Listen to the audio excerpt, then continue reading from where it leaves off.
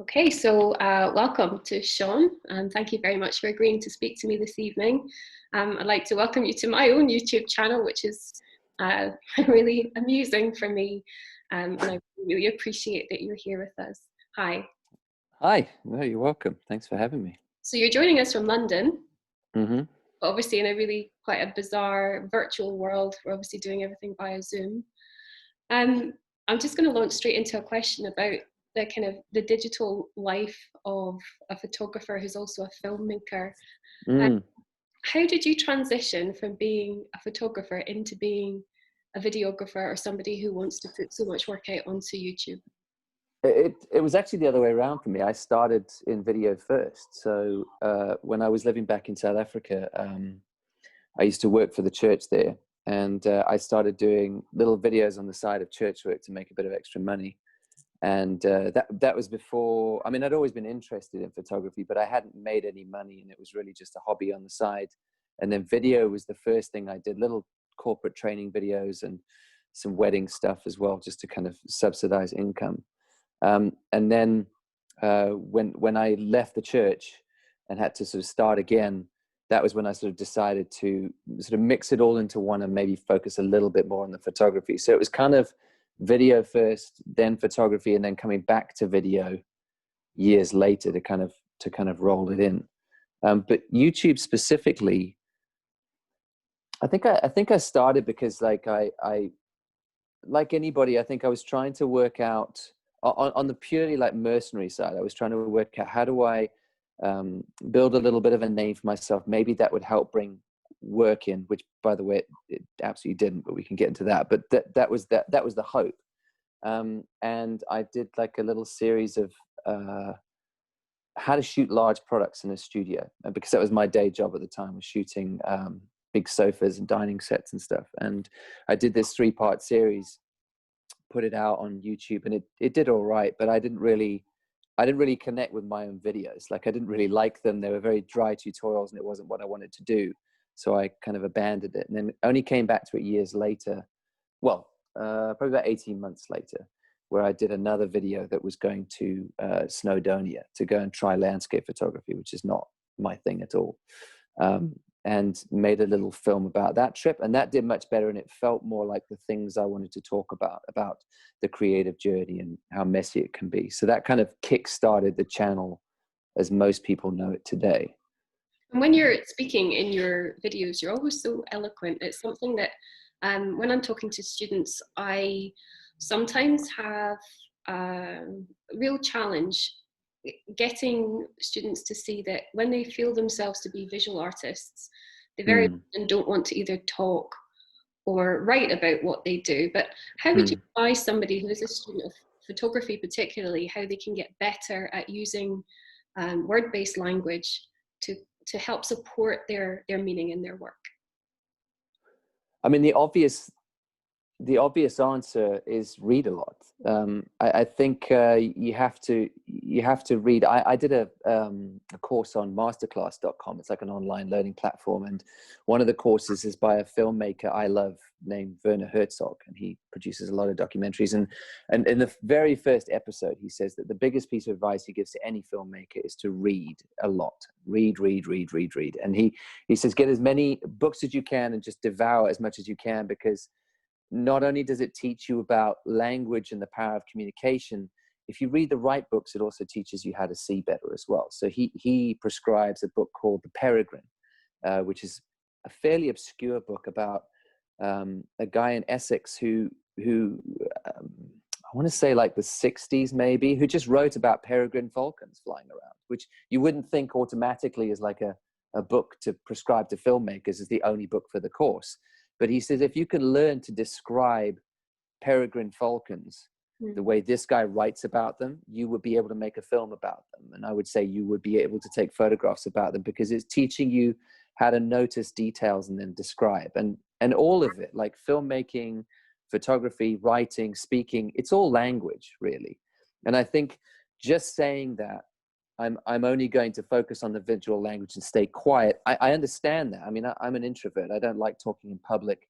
English orals in high school were my absolute nightmare. I hated having to do them.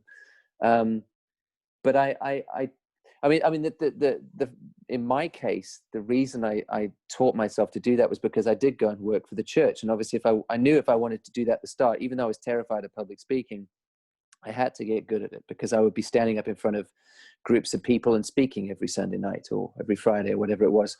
So in that case, it was really a crash course. I mean, we had homiletics classes, which was just preaching classes, and you would have to stand up. If it was your turn, you'd have to stand up for 45 minutes and give a message, and then we'd take a break and then come back in, and then for the second 45 minutes, the rest of the class would tear apart what you just did, and you weren't allowed to say a word. You could only listen. So you couldn't justify something, you couldn't explain something, and they would have to tell you, this point that you made no sense, you hold your hands weird, you talk funny, you speed up when you get nervous, that story you told, I didn't really believe it, or it didn't land, and everything would just get deconstructed. So that was like school of hard knocks in terms of teaching me specifically how to actually communicate better. But now I lean on it heavily in the videos that I produce, and in the way that I script a video, because I script everything I say. I don't use it word for word. I don't have a teleprompter or anything, but writing it out beforehand means that I know where I'm going to start, what points I'm going to hit, and where I'm going to end. And I know that flow is strong. So it's not about the individual words. It's about, does this progression make sense? And does it hold people's attention? And doing that work beforehand really helps on the day. So what I'm curious about then is whether you see your videos as some kind of, well, for want of a better description, is it teaching? Yeah. I mean, my wife's joke is that it's, I just found a way to carry on preaching. That's her joke. It's like, and in a way, she's not wrong. I mean, I got a real kick out of speaking to people in churches, and especially kind of 35-year-olds and under was my job, was young adults, youth, and children. And I got a real kick out of trying to get them to have a good look at their lives and inspire them to try and work out how they could tweak this thing. It's what all good philosophy does as well. It's just, how can I examine myself closer, do some tweaking, and come out the other side a healthier, happier, saner, less anxious person. And so, what I'm doing now on my YouTube channel, even though it is about photography and I love photography, for me, it's about more important things. And photography just happens to be the subject. It's the same reason, like, I mean, Top Gear was the biggest show on television for how long, which was a show about cars, but it definitely wasn't a show about cars. It's a show about three friends messing about, which is why their short films where they went to another country and everything went wrong were the ones that were by far and away the most popular, because that's why people watched. Cars might have been the subject, but that's not why you watched the show. In fact, people who had no interest in cars watched that show just to watch these three friends mess around. And that's the photography channel for me. The photography and filmmaking might be the subject, but I'm trying to talk about more important things, like how do you deal with creative block, and how do you deal with the fact that you get jealous of other people who are doing the same thing you're doing, or how do you deal with being an introvert and trying to create. All those things are, I think, really important to hit. And in your photographs, I mean, we're going to look through a selection. I've been really interested when I've listened to you talking about meaning in your own work. And I think from talking before or communicating before speaking today, when I sent you the sample slides, I had this photograph, and then I also have this series of photographs. And for anyone who has watched your channel and they know what I'm referring to, and please correct me if I'm wrong, this photograph comes from a series you made in Namibia, where I was absolutely amazed to hear that you had an experience in the printers in London where one of the printers was very honest, and you were grateful for that honesty, but he said that he didn't care for these people in these photographs, or he didn't care for these photographs rather. Yeah, the way he worded it was, he said that they're really interesting looking people and the photography is technically good, but I don't care about the photographs. Yeah. Which was interesting. And then it prompted you to go and do this very thoughtful kind of journey of photographs, meeting up with the three men who had inspired you throughout your life. And you made these portraits. And what I've always wondered from that is, did you ever go back to the same printer and show him these particular photographs and say, well, Do you care about these photographs now? No, I didn't. I felt like I didn't want to hound this guy for, you know, I didn't want to feel like he's giving me a little bit of feedback, so now he must give me lots of feedback. So I just kind of left it. And the other side of it is I didn't need to, because I knew, you know, it was really, really clear. He taught me a lesson in saying that it's very easy to go somewhere and photograph something that anybody would find interesting, and just present it to people. But then, is it a great photograph, or are they great looking people? Do you know what I mean? Is the subject fascinating, or is the photography good? And it might be both, but I think if I always lean on the very interesting subject, I might be kidding myself in the responses I get from that, where everyone goes, oh my gosh, these are amazing photographs, when actually they're confusing it. They're just amazing looking people, and the photographs are fine. Whereas this, there was nowhere to hide, and I knew it. So when I came back with these images of three men who meant a lot to me, and I took away all the tricks, you know, it was a black background and one light as simply as I could set it up. And then I got comments from people going, there's something about these shots that's special. I knew straight away, this is good because it's good photography, and because people can feel some kind of story or meaning in it, even if they don't know exactly what that is, because there's no flash about them. These aren't tribes people in the middle of Africa that anyone in the Western world would go, oh my gosh, that's amazing. These are just old white dudes, you know, so it has to be something else. You know? Well, what is the something else, though? I'm sorry to press the point, but No, can you take it further at all? What is the something else? Is it love? I'm always careful about this one, because I think that as artists or people who make stuff, we can think that we're putting a very clear story in our images, that everyone else should get the same story. And I just don't think that's how it works. But I know my story with these people. So growing up without a dad in my life, mine left home when I was 4, and these three men stepping in at different points to help a struggling teenager or 20-something work out how to be a decent man in the world. That's what they mean to me. So when I go and take their images and sit with them, and I was catching up with them as well, because a couple of them I hadn't seen for years. I was hoping that as I'm taking those shots, you can feel my connection to people who were surrogate fathers to me. Now, I don't think for a minute that if I showed these images to people I don't know on the streets and just cold and said, what do you think of this photograph? They're going to go, oh, I can tell these people are father figures to the photographer. They're not going to get that necessarily, because it's too much to ask them for all those specifics. But I think because you imbue something into a photograph with your own story and your own feelings about it, I think that most people can pick up that there's more to it than just a photograph. Not everybody, and not all the time, and not specifically. But it definitely gives it a better chance of being a more meaningful image, I think. And also wondering about, again, you mentioned something before about this sense that there's a kind of halfway house. I'm going to read it out. You've had a quote in one of your videos, and you said, every portrait is a war between the sitter's vanity and the photographer's guile. And I don't think you could place it. And I did try and find it myself to find out where that quote might have come from. The closest thing I could get was an Oscar Wilde quote, actually. Right. Which was from the portrait of Dorian Gray. It says, every portrait that is painted with feeling is a portrait of the artist, not of the sitter. Yeah, I mean, I've heard that notion before.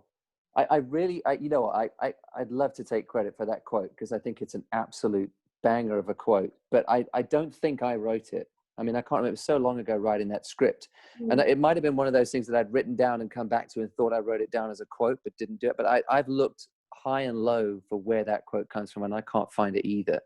But I love the idea that as a photographer, you're trying to, and not in a mean way. I mean, this is where you've got to be hard on yourself about intention, but you are trying to trick your sitter to show a chink in the armor that you can catch.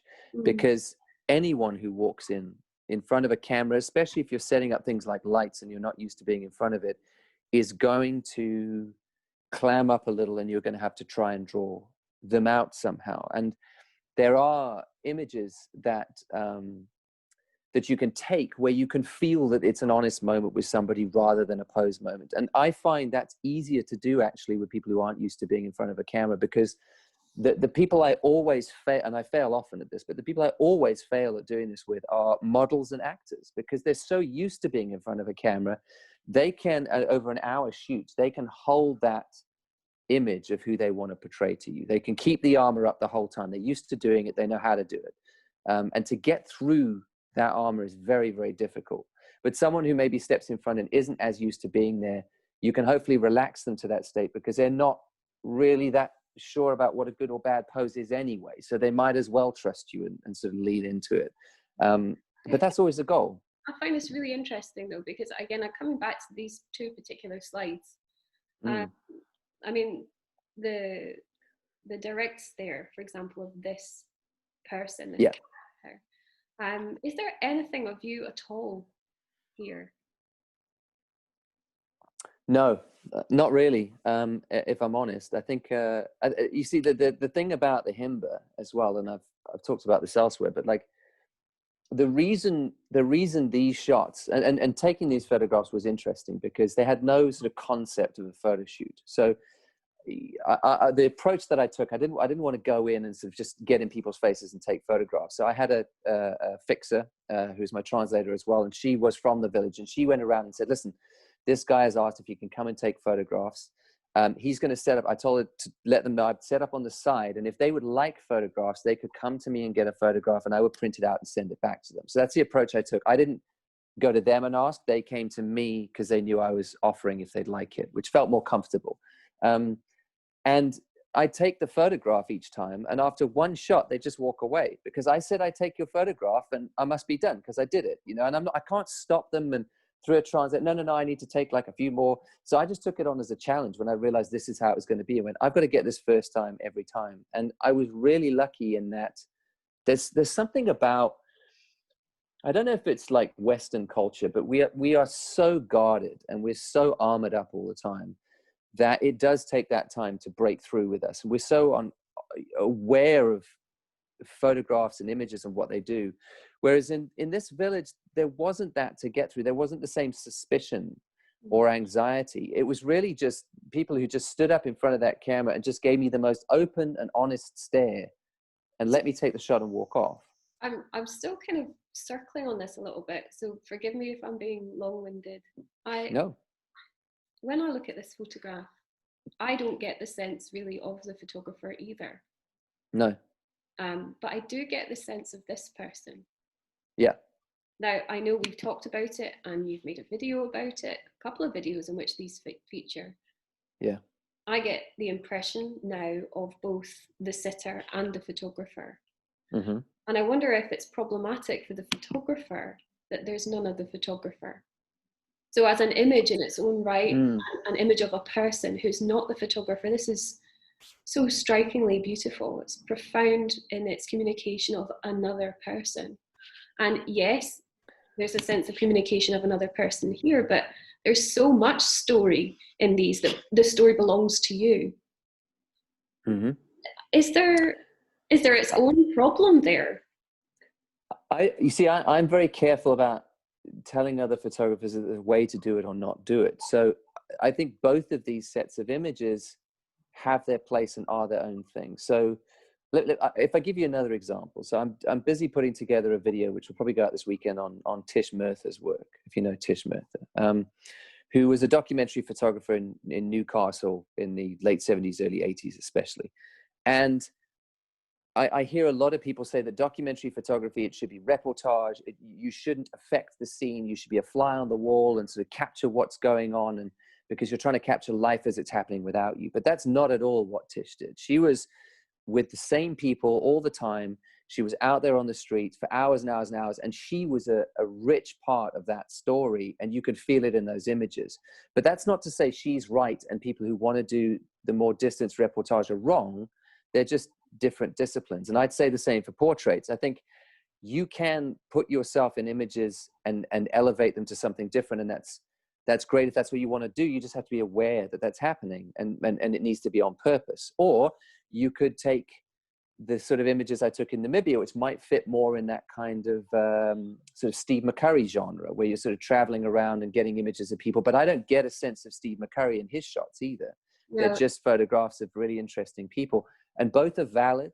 One isn't better than the other, I don't think. It's just a choice you have to make with your head screwed on deliberately, because that's the kind of image you're after. Mm. So when you say about your heroes, and you do talk about Steve McCurry Mm. and Salgado, Mm-hmm. you also mention Jimmy Nelson. Yeah. Do you think that you personally gravitate towards photographs in which the photographer is actually absent?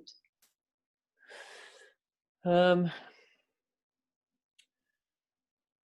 Or no, I think that the reason I gravitate towards them specifically is because they bring stories that are unfamiliar with me. So they're combining portrait photography with something that feels a little bit journalistic, especially in the case of someone like Salgado. They're telling stories that portraits form a part of, and that's what attracts me to their work specifically. No, I don't think the reason is I think that's just a byproduct of that kind of photography rather than the reason I'm drawn to it. Because at the same time, I'm a big fan of Annie Leibovitz, and for me, one of my favorite images of her is the shot she took of her mother not too long ago. It's a black and white photo, very shallow depth of field, and her mom apparently hates the image because she looks old in it and didn't like it and didn't want it around. But Annie's like, well, I think you look beautiful in this. I think it shows how gracefully you're aging and owning who you are, and I absolutely love it. And that's definitely one of those images, if I looked at, you can see Annie in that shot. You can see a daughter photographing her mother, and that's what makes that special. So, I can kind of, I don't think I lean one way or the other. I think different projects ask for different things as you go, and that's what you need to be aware of. When you're making portraits then that you rate in your own work, there's an element of journalism? Not yet, but I mean, the portrait project, I'm about to move out of London, hopefully in the next 6 months or so. And I have 2 or 3 projects lined up that I want to get my teeth stuck into next. And then it absolutely will be that broader storytelling that portraits form a part of. So yeah, that's the direction I want to go. It's not something I've done enough of. I've really kind of dipped my toe in to teach myself things. And I'm excited to kind of get stuck into those long-term projects, because I feel like the skills are there. We all do that. We make sure we can do the skills. And then, but at the point, you've just got to go and do. And up until now, I haven't had the time, and I haven't really been in the right place location-wise. But this move will kind of, take away all the excuses, and it's definitely time to get stuck in. So yeah. So in your street photographs, I mean, like this one, for example, is this a portrait? No, I think it's, I mean, because we have no idea who this guy is. And it's not about this guy. I think it's about a feeling. It's about a feeling that we're all probably familiar with, where, and by the way, like this guy, there's a sort of an empty cigarette packet on the ground, and it's quite a bleak scene, and chosen the black and white deliberately for this. And it just looks like someone with their head down and their sort of arms on their sort of elbows on their knees, and it feels despondent. The truth is, he's sitting there just looking at his phone, but that's not how it feels when you look at it. So no, it's not about him. It's not even about what he's doing. It's about, because that shape spoke about a feeling I think we can all relate to, where I've just popped out the office during lunch and I just can't anymore. It's just getting on top for me. I mean, in that sense, it's abstract, and whoever was sitting there is really kind of not relevant. Is there any parity with this photograph at all? In what sense? Between these two. So you're describing this is very much about a feeling. It doesn't actually matter who the person is. Does it matter who the person is? Oh yeah, in this one, it absolutely matters to me.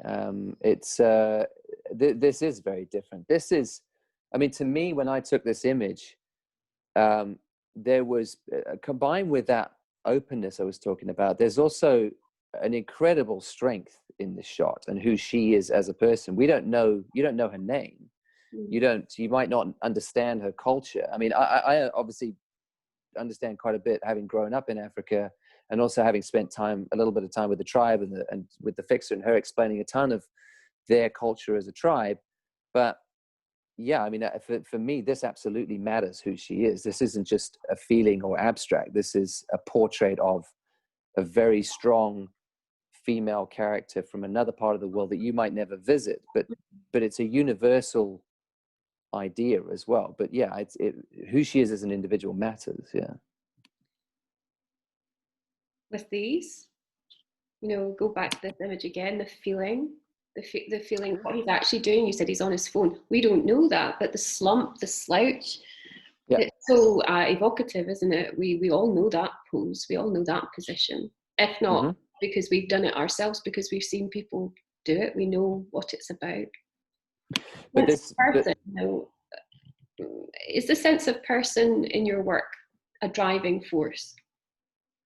Yeah, absolutely. And I mean, because I mean, this is where for me this doesn't come near portraiture for me, because it's very impersonal. There's no individual in this shot really. There's just that idea. Whereas the other two examples you've shown, the other two projects, it's a human being, an open expression of face, something you can connect with. Its eyes, its openness or not openness. It's all those things that you can read in a person. Whereas this is very impersonal. And I really do split my street photography out from portrait photography. In fact, it was almost a foil for a while, because portrait photography is often such a specific discipline that you can't, if you try and get too stylized in portrait photography, and I did for ages, I was at a stage using 3, 4, 5 lights on a portrait and gels and trying lots of different fancy techniques, and it just takes away from it and becomes flash and flare, and the person gets lost. So I've stripped it right back over the years to just one light. And street photography for me is about playing conceptually. It's about playing with composition, shapes and lines and light and shadow, and it's not about the person. So even if you can see a person's face in my street photos, it usually doesn't matter. It's not about them really. It's about a space or a feeling or a context that gives you some kind of response, or just playing with graphical ideas as well. It's far more playful in those sort of terms, and it's not really at all about personality. And I think a lot of street photographers, it is about the person, and I sort of separate myself out, and I've been told on many occasions I'm not really a street photographer, and I wouldn't disagree with that necessarily, because traditionally street photography is often about a character in a public space. And I don't really do that. I don't chase down single subjects. I wait in spaces where the light and shape are interesting, and whoever moves through it really doesn't matter, because they're often just a shadow. And it's a very, I wanted it to be as different from the portraits as possible, to explore something new or a different side of the photography. Have you ever had somebody who you have captured in one of your street photographs who's actually got in touch with you and said, "That's me"? I had one last year, actually, at the Extinction Rebellion event last year. There was a boat in the middle of the street they brought out, and there were a load of people sort of sitting around in front of the boat, and there was a couple in the foreground who were kissing. Yeah. And I'd sort of put them off to the kind of right of the frame, and then the boat on the left, and the crowd sort of leading between the two of them. And I had someone reach out and go, "You just broke my heart. That's my girlfriend, and she's just moved on with someone else," I found out. And I said, "Well, I'm sorry, but I mean, I'm not getting them to kiss or anything. Like, I'm just there capturing something." And he's like, "I wish you wouldn't have posted." I'm like, "I understand that, and I'm sorry, but you need to talk to her about this. Obviously, not me. I can't change this for you." Yeah, so there's that. I had a guy.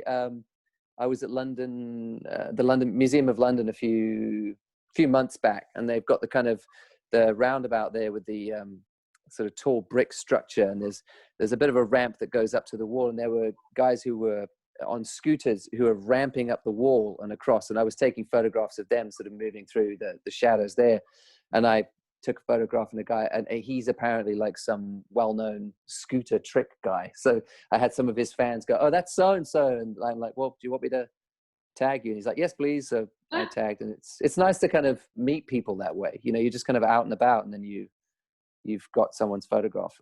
Yeah. I mean, the right to photograph is something I get asked about quite a lot. I mean, Hmm. so recently I've just launched a competition that's a street photography competition. Yeah. And lots of the questions coming back to me are, can I just photograph anyone? Yeah.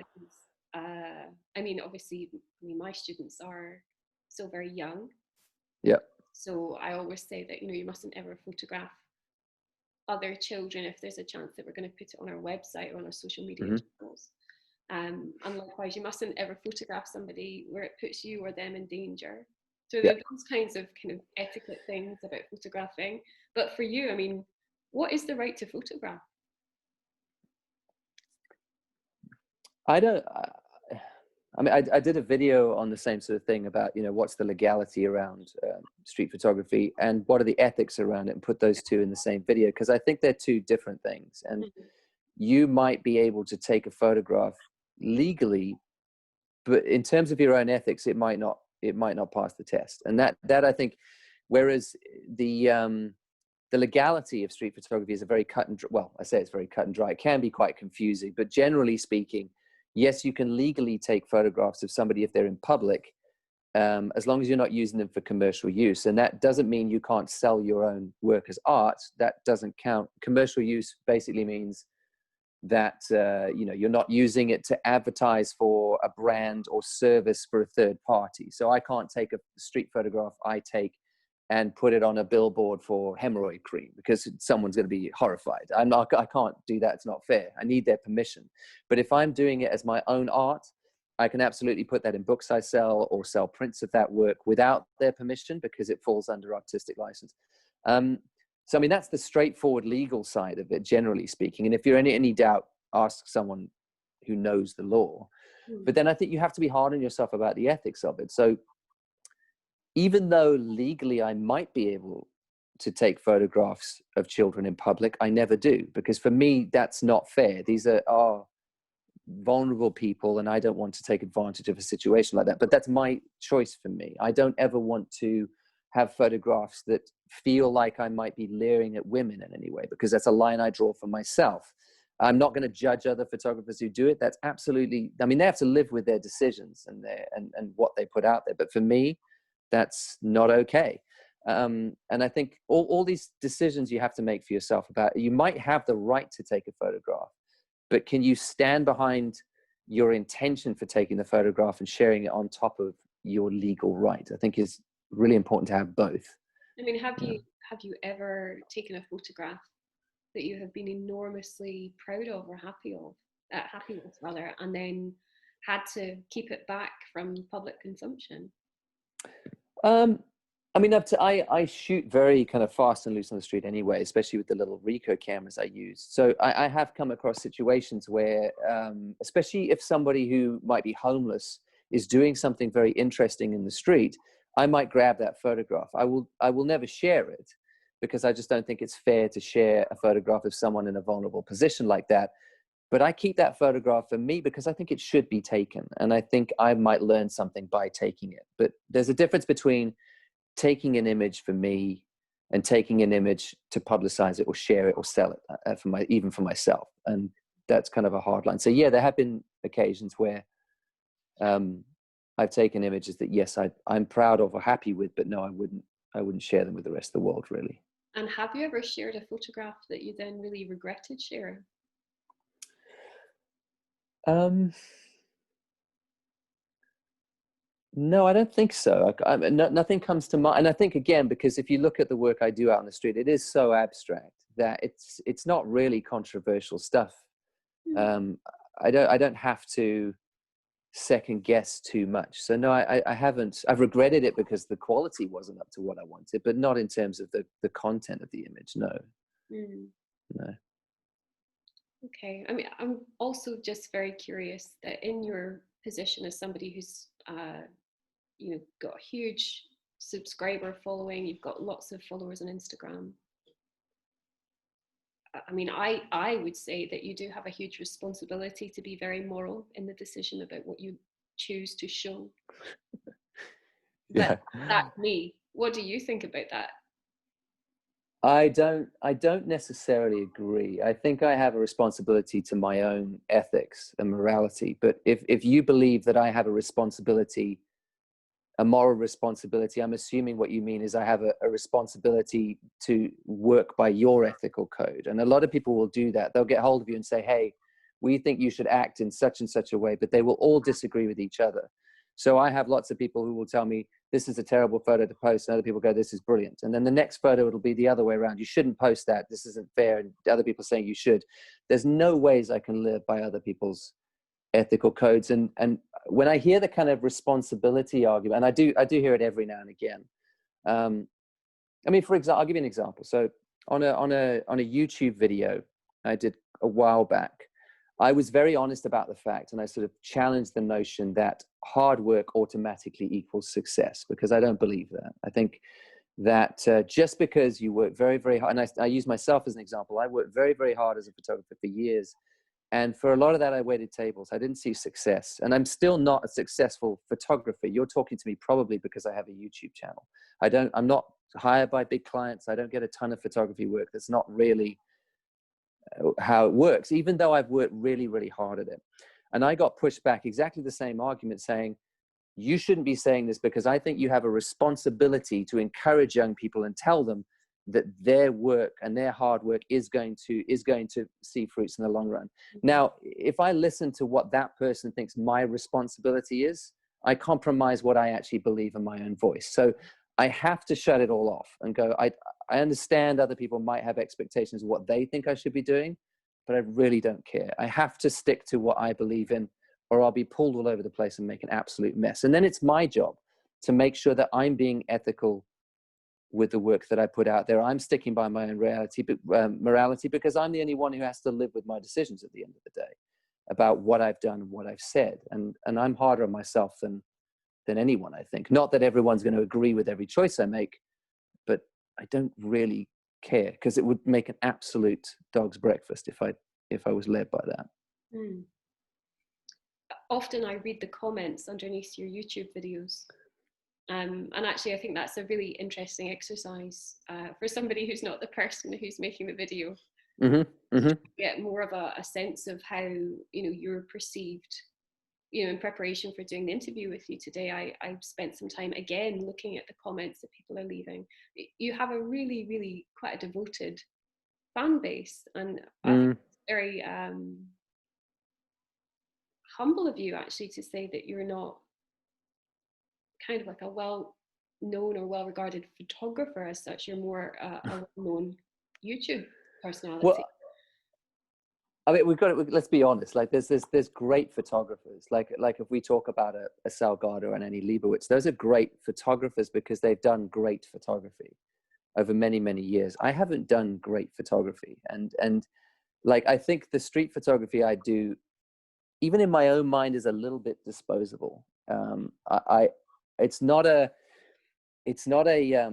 sort of photography that's yet saying anything. And I'm not too hard on myself on that. I know what I'm doing, and I know I am playing with light in a way that it's going to give me a skill set or a way of seeing that's going to inform later work that I do. But when I put out, 3, 4, 5 monographs 10 years down the line that have told important stories, then maybe I'd accept that I'm a photographer of any importance. But at the moment, I talk about photography a lot, and I'm teaching myself the whole time. And I have skills. It's not that I don't have skills, but I don't think photography is about skills. I think it's about what you say with a camera. And that's where I put great photographers. I think it's just a realistic view of where I mean, for example, if I go and, one day meet Steve McCurry and go, yeah, you and me, we're great photographers. Nice to meet you. I'm also great. You're great. Who the hell are you? I don't know who you are. And he shouldn't know who I am, because I've done nothing that's worth that yet. And I'm not insecure about that. And that's fine, because it's all a long journey and I'm in it for the long haul. YouTube is a different thing. And they're linked, but I'm not a great photographer because people follow me on YouTube. And I also think that a lot of the reason people follow on YouTube is more because of what I say than the images that I take. And I know that, and I'm happy about that. I'm not unhappy about that, but I do separate that out a little bit in terms of, I think I'm a good communicator, and I think that people listen to what I say and they think that's important, they don't go, my word, Sean's an amazing photographer, unless they're beginners, maybe intermediate. And I'm sober about that, and I'm fine with that. I'm not unhappy about that. Yeah. I think when I go back to this idea of responsibility, I meant more that, you know, as I said, reading these comments, there are people who really, exactly what you're saying, actually, this idea that maybe people are picking up on what you say, and there's something that really resonates with them, that possibly feeds in from your experiences in the church. They feel told, comforted. They feel like they can be celebrated. They feel like they can be significant and important. It's a very lovely and beautiful thing that you do. Thank you. Yeah. And it's also just so striking, though, that in amongst all of those very positive and very loving comments that you get, there is also so much love and appreciation for your photographs. Again, though, I don't sound like I'm being self-deprecating, but it really is just the fact that the vast majority of my audience are beginner photographers. So isn't that okay? It's great. I love doing it. It's the reason I did it, was to help people come up. But the reason the compliments flow freely is because the bar is very low for most of them in terms of comparing it to them just starting out. So I take those compliments with a massive pinch of salt. That's not coming from people who really know photography, so I should get a big head and think I'm a great photographer. It's coming from people just getting going, who are looking at that going, I don't know how to do that yet. And that's an exciting journey for them, and I'm happy to help them get there. But the compliments you kind of have, just like the criticisms, you have to take with a massive pinch of salt. Yeah. And I mean, I know you do have a video on trolls and how to deal with them. Yeah. You know, negative feedback from people. I mean, does it sting? Oh, of course, yeah. Especially if it's true. that's when it really hurts. Yeah. I mean, is there when Sean Tucker was a little boy,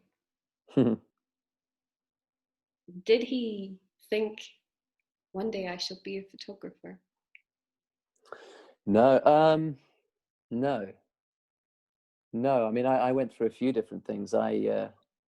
Initially, what I really wanted to do was, back in Africa, I wanted to rehabilitate big cats back into the wild. And that was a route I pursued for a while. But I flunked out my wildlife sciences degree at university because my maths and chemistry were awful. And that was a change of track. And even though I was photographing all the time and always enjoyed it, I didn't think it would be a career. And then it was the next decade was working for the church. And then only after that, it was, okay, I need to reboot again. And I just turned 30 at the time. And that was when a friend actually said to me, well, if you have to start from scratch, you might as well do something you enjoy. And that was a quick look around, said, well, the thing I enjoy the most for myself is filmmaking and photography. So what if I could make that the thing that pays the bills? You know? So as such, you don't have, I mean, you didn't go to art school, for example? No, I mean, everything I've done and can do is all kind of self-taught online, really. Which is great that you can do that now. I think it's incredible. And that's a lot of the reason that I started the YouTube channel, is because I wanted to be part of that. I owed so many people so much because I'd watched their material and they'd helped me get to different points on my journey, that I think it's a lovely thing to do, combined with my love of teaching and encouraging and inspiring other people anyway that came out of the church, to wrap the two together and go, well, I could be doing this for the photography or filmmaking community on YouTube. Felt like a really good thing to do. It felt like it'd be fulfilling. I mean, I have lots of experience of students that I teach, and they come through me at GCSE and A-level. They go on and they do courses at art college, which of course I'm always going to recommend, because I think to learn and be in that zone is such a privilege. Yeah, absolutely. But I am very aware that, you know, there's so much out there that makes me kind of obsolete as the teacher in the classroom. But I don't think your value, I don't think your value necessarily is the info you're giving. It's the environment you're creating. which online learning can never do. You're isolated, sitting, staring at a screen. But I'm sure you have a class of students who interact with each other as much as you, get feedback from each other as much as you, who work on projects together. That for me is the hugely you facilitating that, I think, is the really valuable stuff on top of the info you give them. I mean, is it something you would ever do in real terms? You know, if you were invited to come into, you know, a classroom of young photographers, would you relish that as a challenge, even with your, like, describing to me this fear of almost like public speaking, but then of course you work with the church? I mean, is it something you've yet to do but would like to do, would be to actually teach? I've done it. Yeah, I do. I mean, I do talks, and I, you know, speak to camera clubs and run workshops and those kind of things. I don't think I've done. No, I have. I've spoken to schools as well. So yeah, I've done that kind of thing, and yeah, I really enjoy it. I find it more fulfilling than doing the videos, to be honest, because you get the feedback real time. So you're seeing the difference it makes in faces. You're seeing light bulb moments for students as they suddenly twig something, and that's really satisfying. When I throw a video out into the ether, I can't see any of that. It just kind of does its thing, and I get little snippets of how people are responding in comments. But yeah, you don't really get the full impact, and you don't. I mean, it's like, I mean, because even though I have that fear, or had that fear of public speaking, the joy of public speaking is that real time feedback. It's like stand-up comedy. If you do stand-up comedy, you want the laugh in the room. If you do public speaking, you want to watch the expressions and read the room and how it's changing. That's incredibly rewarding stuff. Yeah. Isn't that a funny thing though about photographs, is that, you know, you're making still something that is moving, and then you as a photographer are moving away from it as well. Yeah, it's just kind of nature of the medium, isn't it? It's freezing a moment and throwing it out into the world and seeing how people take it. And I think that's the other thing is with photography, this is why being deliberate as a photographer, I think, is so important, because it's a lot, for better and worse, it's a lot broader of a medium than being able to sit and say exactly what you mean. When you take a photograph, people could take it totally different ways and misunderstand or understand or find. I get people contacting me going, oh, you know, I see what you're saying with this image. You're talking about modernity and the fact that we're in the dark with modernity. And I'm like, no, I just took a photo of a guy in a shadow. I didn't think at all what you're thinking there. But it's amazing that you thought that. And that's great. If that's what you read in it, own that. And that's brilliant that it did that for you. But I didn't necessarily put that into it. So yeah, I for better and worse, like, photography can be misunderstood so easily, but it can also, because of it, how broadly it can be taken, it could also be much richer in what it surfaces in people. Also, do you not think that how digital technology enables the dispersal and dissemination of the photographic image has impacted how we as photographers receive feedback anyway? I mean, there's always noise there, isn't there? You know, you put something on Instagram, you get comments. You put something on YouTube about photographs, it gets comments. Not just I mean, for you, obviously, people are feeding back to you about your spoken content, but your actual photographs as well. Do you think that there's a shift in photography beyond what we would already know from more kind of traditional or film-based methods into digital? I think, I mean, social media in general is like that. It's a double-edged sword, isn't it, really? Because, I mean, on the one hand, it gives us the opportunity to put our images in front of infinitely more people than was possible, you know, 30, 40 years ago. And that's a gift. We can't take away from that. I'm not going to sit and go, social media is a terrible thing, because it's not. It's incredible. But yeah, I mean, it also means that you have to learn how to navigate when you do share your work with people and the responses you get back, because often they will be unkind. And it's not because your work is bad. It's probably because you're dealing with a frustrated creative who their work isn't doing what your work might be doing in terms of the attention it's garnering. So they'll feel the need to attack it and be unkind, and their comments are far more about their state of mind or where they're at than it is about your image. So that's why I say filtering stuff out and taking things less seriously, and trying to work out I mean, the first thing I do when I get negative comments from somebody, if it's something meaningful, you know, if it's like a little bit of an essay and you could tell they put some thought in it, is to go and check their work. And that's a great thing about something like Instagram. I can do that instantly. I can hit their account and go see who is talking to me, because you can be sort of anonymous, but I can usually see your name. You might have a profile picture, but I can definitely see the work that you've chosen to share with the world. And in my experience, it's very rare that you come across a talented troll. It's usually people who take bad images and are angry about it and have decided to come and attack you, in which case ignore it flat out. It's not important. You can see instantly where that comes from. So as long as you learn to balance that stuff, and again, balancing the compliments, just because 50 beginner photographers jump on your image and say, this is the best thing I've ever seen, doesn't mean you're the best thing that's ever been, you know, the best photographer that's ever lived. That is probably 50 beginner photographers who are just impressed that you used a trick of exposure that they don't know yet. But if you take it to a photography contest or try put it in an art gallery, they're going to giggle at you. It doesn't mean what you think it means. So all with a massive pinch of salt.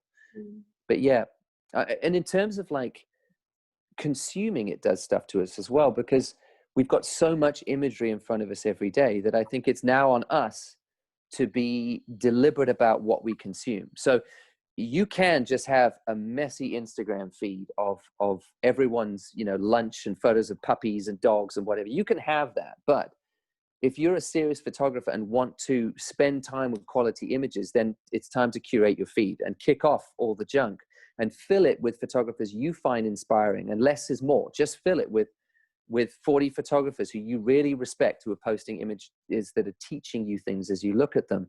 And that means you're taking in stuff that's going to grow you. I mean, everyone moans about, oh, the internet's just full of junk images. But on something like Instagram, if your Instagram feed is full of junk images, it's your fault, because you followed those people. Instagram doesn't show you stuff you don't follow. So take some responsibility about what you want to see and use it as your own kind of curriculum to teach yourself more by just looking at great images. There was actually a thing the other day.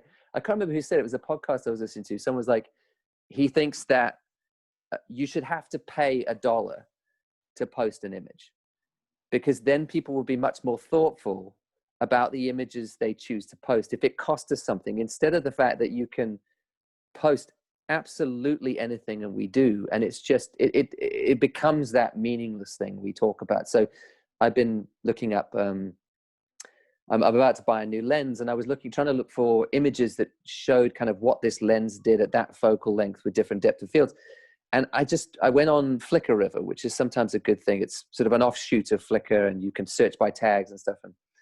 And as I started scrolling through, I mean, the first 60 images was one guy who posted photos from his camera that he almost shot on burst mode. He was just like obviously snapping exactly the same thing and just posting every single image like that. And I'm just like, it's just such a visual mess. And if it cost us something to post, he wouldn't do that. He'd pick the best one and post the best one because that's the one he stands by. And that would be amazing. I mean, I'm glad it isn't, but again, isn't that like what it used to be like? I mean, when I did my photography degree, my specialism was color darkroom. I understood I shot on color film. There was obviously an immediate cost to that anyway. I printed on extremely expensive papers. My time in a color darkroom was expensive. Every minute was like cranking up this cost of what it was going to cost in chemicals and simply the time of being in that enlarger bay. And so, you know, charging $1 every time you have to post a picture is kind of doing the same thing. You know, you have to be so much more thoughtful, don't you, if you shoot on film, for example. I don't know if that's something you ever do. Do you ever work in film?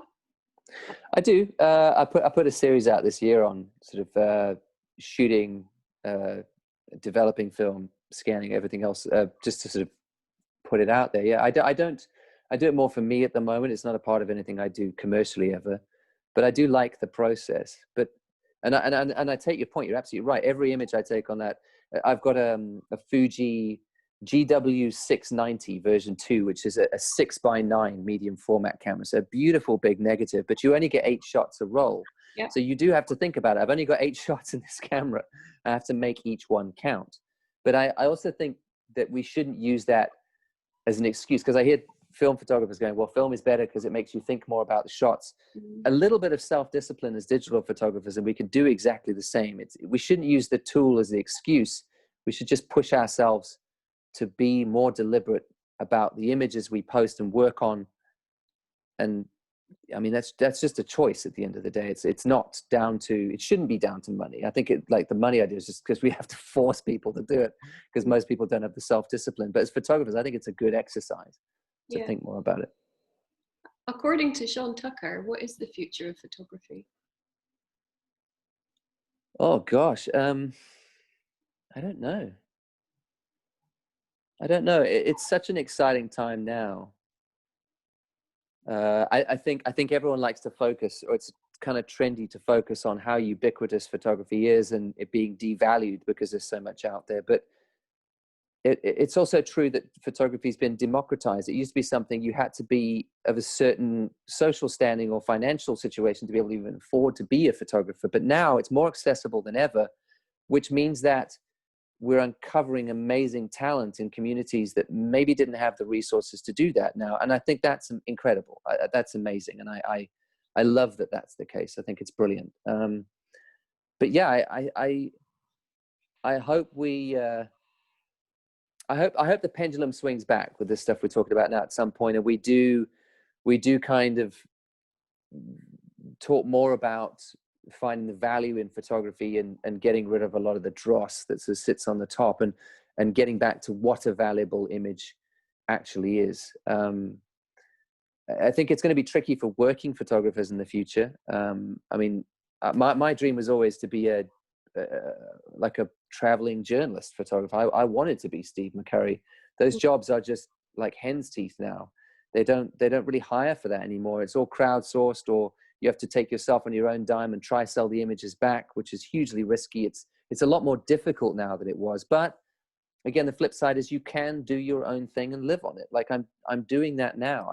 I'm taking my own images, and I live off a book of photography that I sell every year to an audience that I built on a platform like YouTube that also gets a bit of ad revenue. And in the mix of that, I can shoot whatever I like and tell whatever stories I want now. And that probably wasn't possible or as possible very long ago. So it's got two sides of the same coin. And yeah, where it goes, I don't know.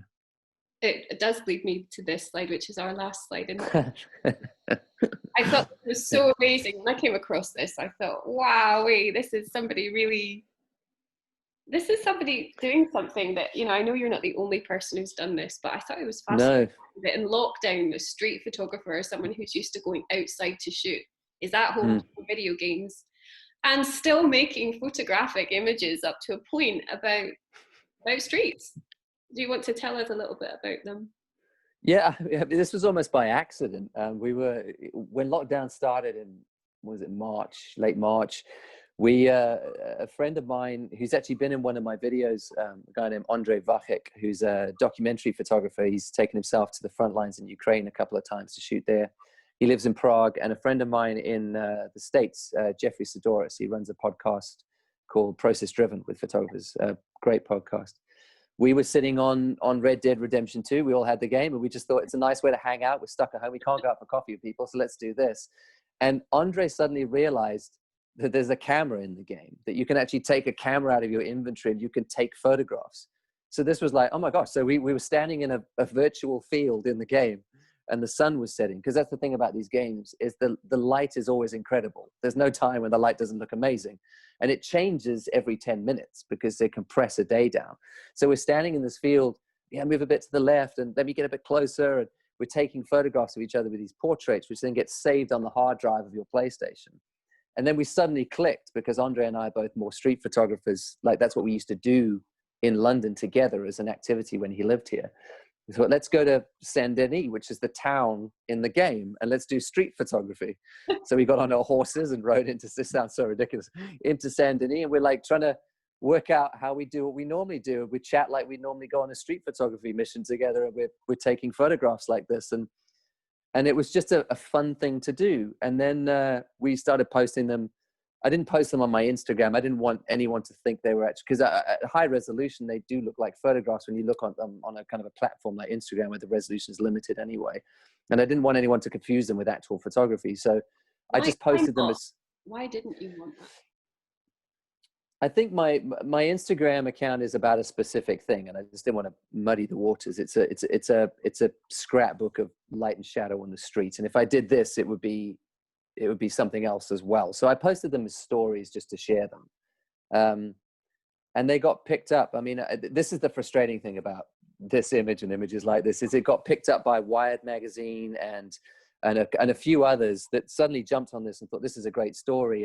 And now if you Google my name, it's one of the first things that comes up is like, I take photographs of video games. I'm like, no, it was really just for fun one day because we didn't really have anything else to do. But it's a fun thing. And yeah, you're right. I mean, we were definitely not the first to do it. I've seen people who've done it in games like, I don't know, the Far Cry games and Horizon Zero Dawn and Tomb Raiders. And the graphic artists that put these games together that work on things like volumetric lighting. So in the shot you've got on the screen, you can see that there's a haze to the light below the light.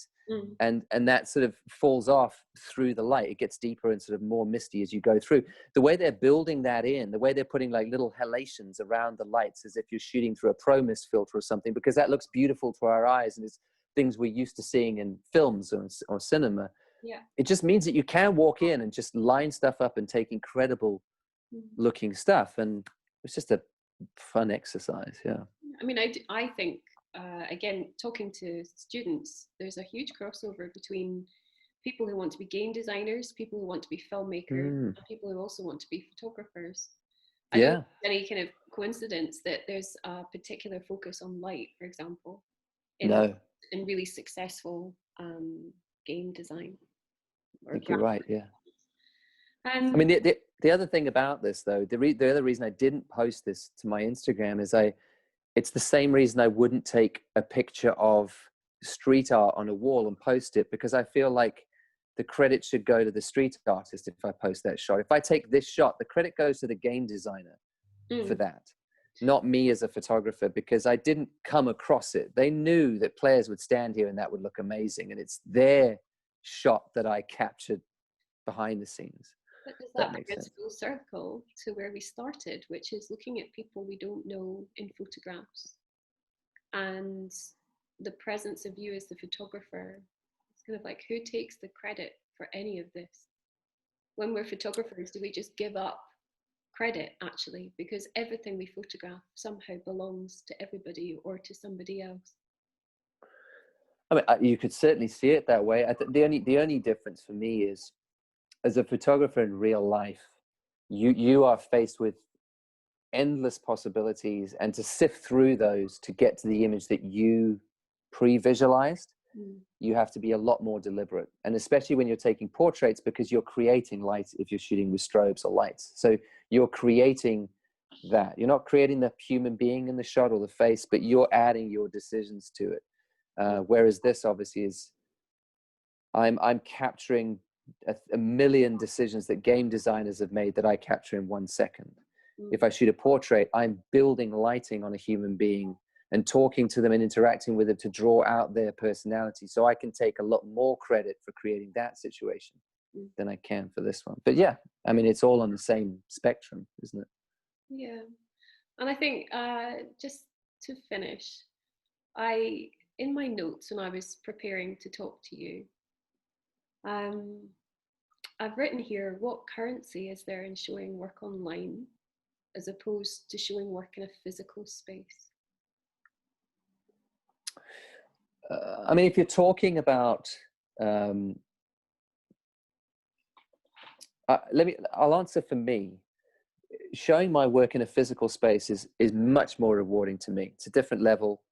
People get to experience the image. We did an exhibition in February this year, 9 of us street photographers in London, and the comment from people who came by that exhibition was always the same. It was like, I've seen these images on Instagram, but it's nothing like looking at the print in real life at that size. It's almost a completely different experience. Yeah. So it's much more rewarding for me, and I think much more special for people viewing it. But I don't sell many prints, is the fact. But I can make a living by sharing my work online, and that's amazing. So if you're talking about material currency, I can support myself as an artist online at the moment. I can't support myself as an artist by showing my work in the real world. If you're talking about meaning, I would suggest that I would much rather have an exhibition of my work in a room and stand up and give a talk live than put out a video online that gives the same talk and shows images in that video, because I think there is infinitely more meaning in a live experience and a flesh and blood experience and an ink on paper experience for people who are engaging with it, because it feels less throwaway. It feels a lot more permanent and indelible, I suppose. I mean, you said once something like, you're not pretentious enough to call what you do art. I keep getting picked up on that. There you go. There's something I said that I regret. There you I go. know, I'm so sorry to do this to you, but That's fine. I do, again, I'm wondering about it. I'm wondering about, here's Sean Tucker, here's somebody who's really celebrated by so many people, and yet he does not want to call what he does art. And so my very last question to you is, how do you define what you do? I think the value of what I do is in what I communicate in general. That's where I place the value. And that's not to say that I don't have ambitions to be an artist. And that's why I've got my sights set. And if I pull off these next projects I have lined up, that's them. Like when I put 2 or 3 years into that, but if I put a monograph out with a story of images in it, I will happily call that work art, because that's what it is. But I feel for myself that the work that I've done doing street photography and the portraits that I've done, which I've really just, I'm kind of new at digging into the meaning of it. I'm technically proficient, you might argue, at taking portraits, but it's new for me, this journey of working out what I want to say with those techniques. And if I learn how to do that in a coherent way, so that the good looking, technically proficient images that I put out are saying something on top of it, all those things coming together, that's art for me. And I'm not there yet. I might call some of the videos on my channel art. That's the weird thing, because I think in those, that some of them are films I'm proud of, that are visually beautiful to look at, but are also good at saying something. And I think it does have to have both, even if what you're saying is very loose or very open-ended. I think you do have to have both for it to be art. For me, it's super subjective, but that's kind of the way I sort of measure it for myself. Sean Tucker, it has been such a pleasure talking to you. And you, thank you for having me. So much for talking to me. You're welcome. I'm sure that whatever happens, you've got your admiring audience, all of us following you and celebrating what many of us do think of as art. Thank you very much. You're very welcome. Thank you.